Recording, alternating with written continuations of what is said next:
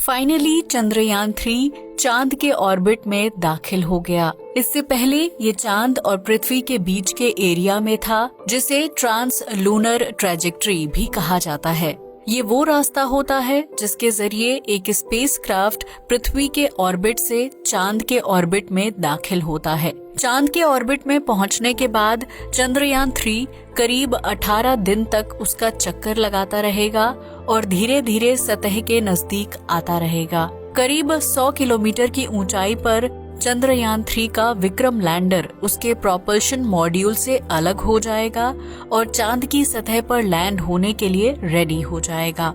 वैज्ञानिक चंद्रयान 3 मिशन के अंतर्गत सॉफ्ट लैंडिंग की प्रक्रिया को सफलतापूर्वक करने की कोशिश करेंगे। ये मिशन भारत के लिए एक बहुत ही इम्पोर्टेंट स्पेस मिशन है और कई लोगों के मन में इससे जुड़े बहुत सारे सवाल हैं। आज हम उन्हीं में से कुछ यूनिक सवालों को लेकर आए हैं और आज के इस वीडियो में हम आपको उनका आंसर बताने वाले हैं। क्वेश्चन नंबर 1, चंद्रयान 3 से जुड़े इतने सारे हिस्से हैं, LVM-3, propulsion module, lander, rover, Rambha etcetera. आखिर इनमें से किसको चंद्रयान 3 कहा जाता है? ये सवाल बहुत सारे लोग पूछते हैं क्योंकि वो इस बात से कंफ्यूज्ड हैं कि आखिर चंद्रयान 3 है क्या, एक लैंडर, एक रोवर या फिर कुछ और। चंद्रयान 3 मुख्य रूप से 3 हिस्सों से बना हुआ है, प्रोपल्शन मॉड्यूल, लैंडर और रोवर। हम पहले के वीडियोस में भी इन तीनों को बहुत अच्छे से डिफाइन कर चुके हैं, लेकिन आइए इनके बारे में शॉर्ट में जानते हैं। प्रोपल्शन मॉड्यूल चंद्रयान 3 का वो हिस्सा है जो इसे पृथ्वी के ऑर्बिट से चांद के ऑर्बिट तक लेकर जाएगा। इसी मॉड्यूल से चंद्रयान 3 का दूसरा भाग यानी कि लैंडर भी कनेक्टेड है, जो चांद के ऑर्बिट से 100 किलोमीटर की ऊंचाई पर उससे अलग हो जाएगा। अलग होने के बाद ये चांद की सतह पर सॉफ्ट लैंडिंग करने की कोशिश करेगा और अगर ये कोशिश सफल हो जाती है तो वैज्ञानिक रोवर को भी इस्तेमाल कर पाएंगे। रोवर चंद्रयान 3 का तीसरा हिस्सा है और इसका काम होगा चांद की सतह पर अपने पहियों के जरिए घूमना फिरना। घूमते फिरते ही ये चांद पर एलिमेंट्स और चांद की मिट्टी के बारे में रिसर्च करेगा। जब चंद्रयान 3 शब्द का इस्तेमाल किया जाता है तो उसका कनेक्शन इन तीनों ही हिस्सों से होता है।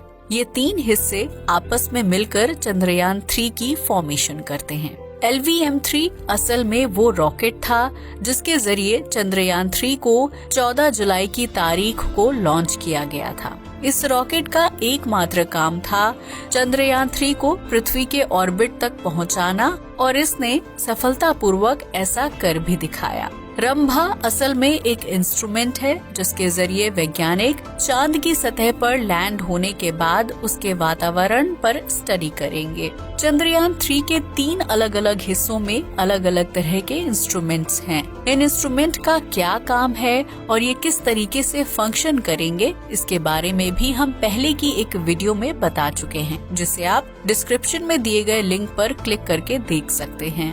क्वेश्चन नंबर 2, चंद्रयान 3 का लैंडर ऑर्बिट से सरफेस तक कैसे पहुंचेगा? ये सवाल सुनने में भले ही बहुत साधारण लगे, लेकिन इसका उत्तर बहुत ही इंटरेस्टिंग है। करीब 100 किलोमीटर की ऊंचाई पर वैज्ञानिक लैंडर को प्रोपल्शन मॉड्यूल से अलग कर देंगे।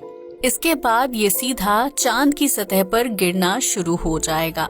जी हाँ, आपने सही सुना, ये बिल्कुल एक उल्का पिंड की तरह चांद की सतह की ओर बढ़ने लगेगा। लेकिन इसकी रफ्तार और डायरेक्शन को कंट्रोल करने के लिए वैज्ञानिकों ने इसमें थ्रस्टर्स इंस्टॉल किए हैं। इन थ्रस्टर्स का काम होगा गिरते हुए लैंडर की रफ्तार को कम करना और उसे एक सही पोजीशन पर लाना।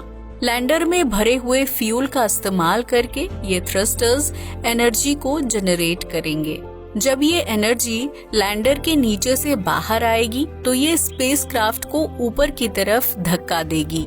इसी धक्के की वजह से स्पेसक्राफ्ट की रफ्तार को कंट्रोल किया जा सकेगा। इसरो के वैज्ञानिक बताते हैं कि चांद की सतह पर लैंड करने से जस्ट पहले स्पेसक्राफ्ट की रफ्तार करीब 2 मीटर प्रति सेकंड होगी। क्वेश्चन नंबर 3, हमने मंगल ग्रह पर बहुत सारे स्पेसक्राफ्ट्स को लैंड होते हुए देखा है, जैसे परसिवरेंस और क्यूरियोसिटी। वो मंगल की सतह पर पैराशूट्स का इस्तेमाल करके सॉफ्ट लैंडिंग के कठिन प्रोसेस को सक्सेसफुली कर लेते हैं। इसी सेम प्रोसेस को हम मून लैंडिंग में क्यों नहीं अपना सकते? ये सवाल सुनने में बहुत लॉजिकल लगता है और दिमाग में एक बार ये बात जरूर आती है कि आखिर वैज्ञानिक पैराशूट का इस्तेमाल करके चांद पर क्यों नहीं लैंड कर रहे।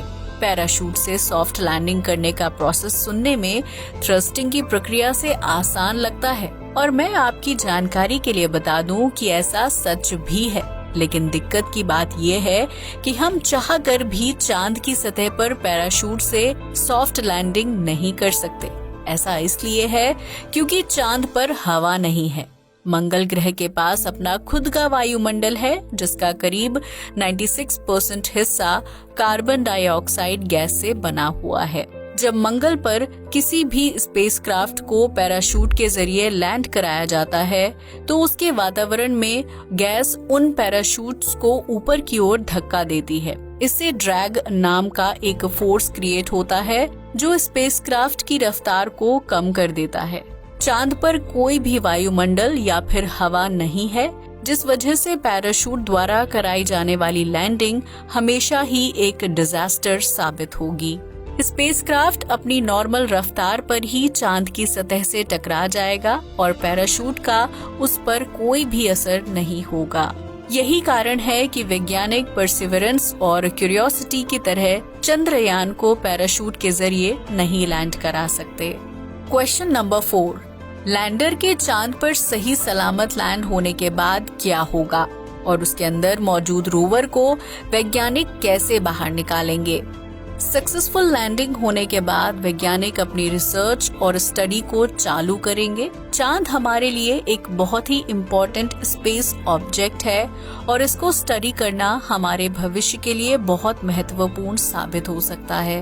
2008 में चंद्रयान 1 मिशन के जरिए वैज्ञानिकों ने ये पता लगाया था कि चांद के साउथ पोल में पानी है।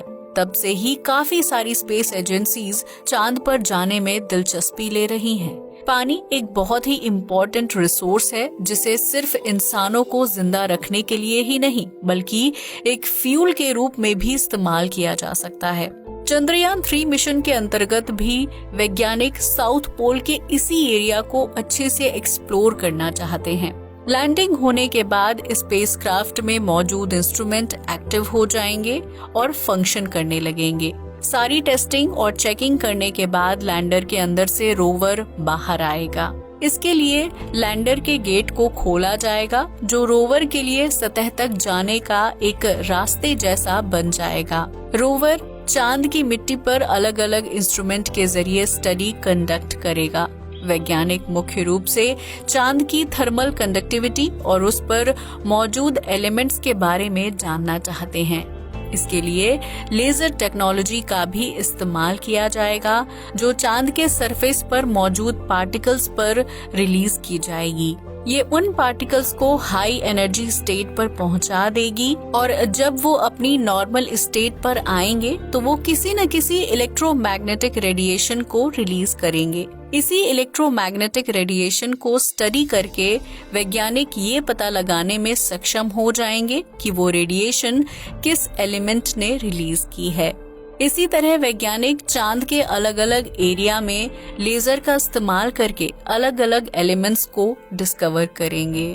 क्वेश्चन नंबर 5, क्या लैंडर और रोवर मिशन कंप्लीट होने के बाद चांद से वापस पृथ्वी पर आएंगे? इसका सीधा जवाब है नहीं।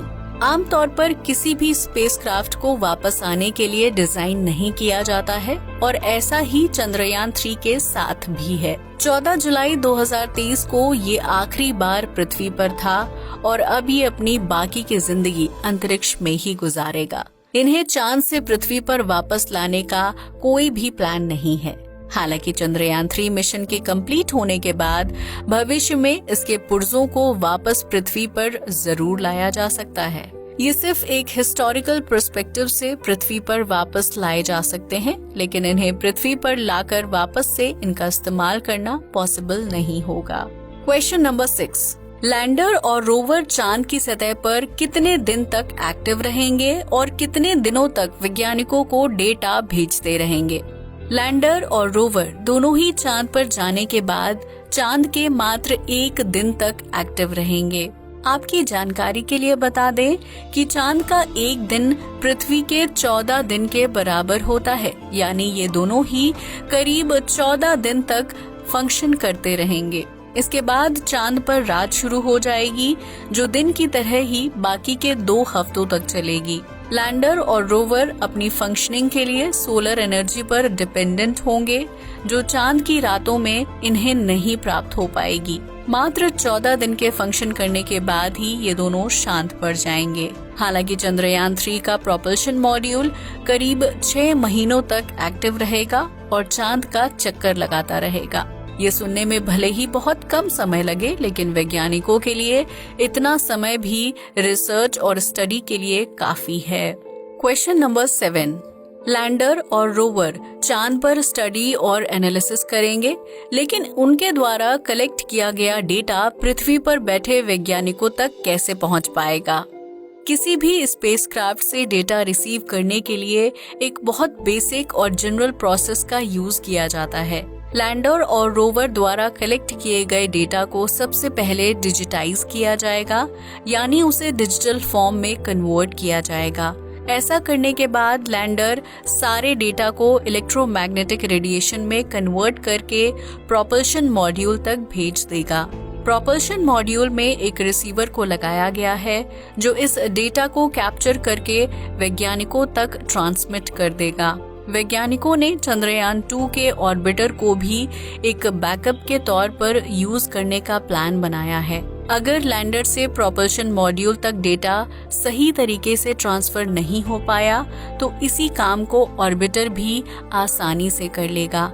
डेटा रिसीव करने के बाद ये पृथ्वी पर बैठे वैज्ञानिकों तक ट्रांसमिट कर दिया जाएगा, जो इसे डिकोड करके अपने हिसाब से इस्तेमाल कर पाएंगे। क्वेश्चन नंबर 8, चंद्रयान 3 मिशन और चांद पर जाना जरूरी क्यों है। जैसा कि मैंने आपको पहले ही बताया कि चांद के साउथ पोल में पानी से बनी हुई बर्फ है, जिसे आगे चलकर हाइड्रोजन और ऑक्सीजन में बांटकर एक रॉकेट फ्यूल की तरह यूज किया जा सकता है। चांद का गुरुत्वाकर्षण बल हमारी पृथ्वी के मुकाबले 6 गुना कम है, जिस वजह से वहां पर चीजों को लॉन्च करना पृथ्वी के मुकाबले आसान है। भविष्य में रॉकेट्स को चांद की सतह से भी लॉन्च किया जा सकता है। इसमें बहुत कम ईंधन खर्च होगा और लॉन्च करने में आसानी होगी।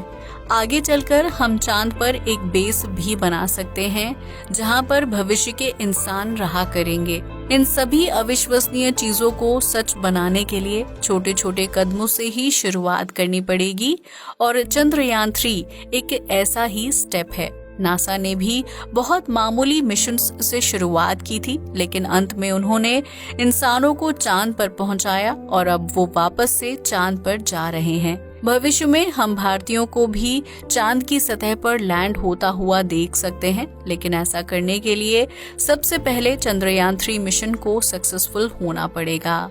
क्वेश्चन नंबर 9, नासा करीब 50 साल पहले चांद पर गया था और उन्हें ऐसा करने में मात्र 4 दिन का समय लगा था, लेकिन इसरो को ऐसा करने में 10 गुना ज्यादा समय क्यों लग रहा है।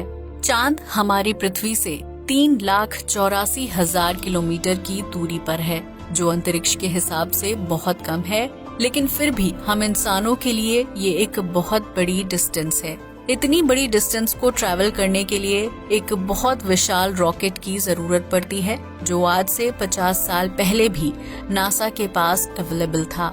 बड़े रॉकेट के होने का मतलब ये भी है कि उसे चलाने के लिए बहुत ज्यादा ईंधन खर्च होता है, जिसे बचाकर दूसरे मिशंस में यूज किया जा सकता है।